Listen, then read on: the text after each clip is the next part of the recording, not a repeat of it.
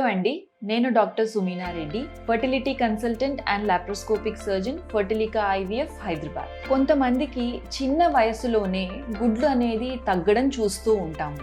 దీని గురించి ఇవాళ మనం మాట్లాడుకుందాం. నార్మల్గా ఒక స్త్రీ పుట్టినప్పుడు అట్ బర్త్ గుడ్ల సంఖ్య సుమారు 10 లక్షల వరకు ఉంటుంది.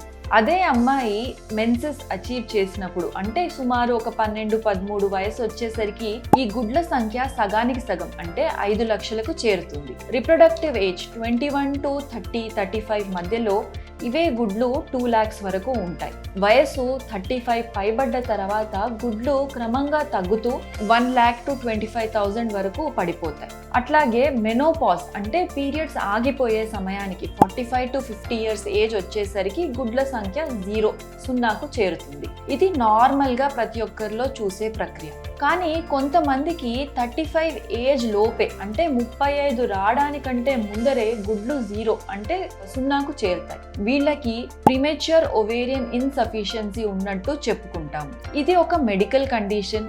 ఈ కాలంలో ఈ ప్రీమెచ్యూర్ ఓవేరియన్ ఇన్సఫిషియన్సీ అనేది చాలా ఎక్కువగా చూస్తూ ఉన్నాం.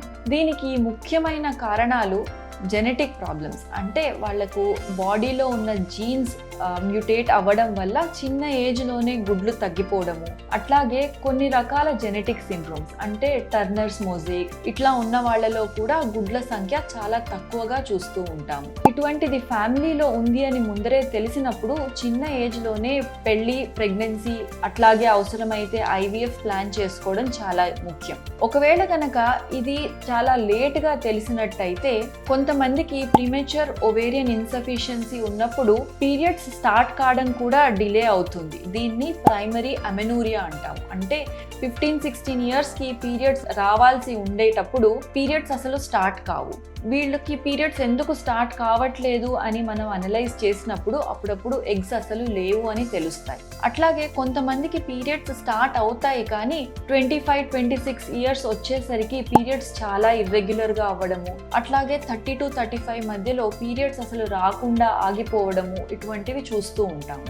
ఇవి అన్నీ కూడా ప్రీమెచ్యూర్ ఓవేరియన్ ఇన్సఫిషియన్సీలో ఒక భాగం. మనకు ప్రీమెచ్యూర్ ఓవేరియన్ ఇన్సఫిషియన్సీ వచ్చే ఛాన్సెస్ ఉంది అని తెలిసినప్పుడు ముందుగానే ప్రెగ్నెన్సీ ప్లాన్ చేసుకోవడం లేదా ఎగ్ ఫ్రీజింగ్కి వెళ్ళడం ఎంతో ముఖ్యం. ఒకవేళ ఇది ఎగ్స్ అన్ని అయిపోయిన తర్వాత కనుక మనం గుర్తించినట్టయితే అప్పుడు డోనర్ ఎగ్స్ యూజ్ చేస్తూ ఐవీఎఫ్ ద్వారా వీరు స్టిల్ ప్రెగ్నెన్సీని ప్లాన్ చేసుకోవచ్చు. కాబట్టి మీకు పీరియడ్స్ చాలా ఇర్రెగ్యులర్ అయినప్పుడు దాన్ని నెగ్లెక్ట్ చేయకుండా వెంటనే డాక్టర్ని సంప్రదించి అసలు ఎందుకు పీరియడ్స్ లేట్ అవుతున్నాయి, ఎగ్స్ ఎట్లా ఉన్నాయి, ఎగ్ క్వాలిటీ ఎట్లా ఉంది అనేది టెస్ట్ చేసుకోండి. ఒకవేళ ఎగ్స్ అసలు లేవు, ప్రీమెచ్యూర్ ఓవేరియన్ ఇన్సఫిషియన్సీ ఉంది అని తెలిసినా కూడా నిరుత్సాహపడకుండా డోనర్ ఎగ్స్ ద్వారా ఐవీఎఫ్ చేయించుకుంటే ప్రెగ్నెన్సీ వీలు పడుతుంది. Thank you.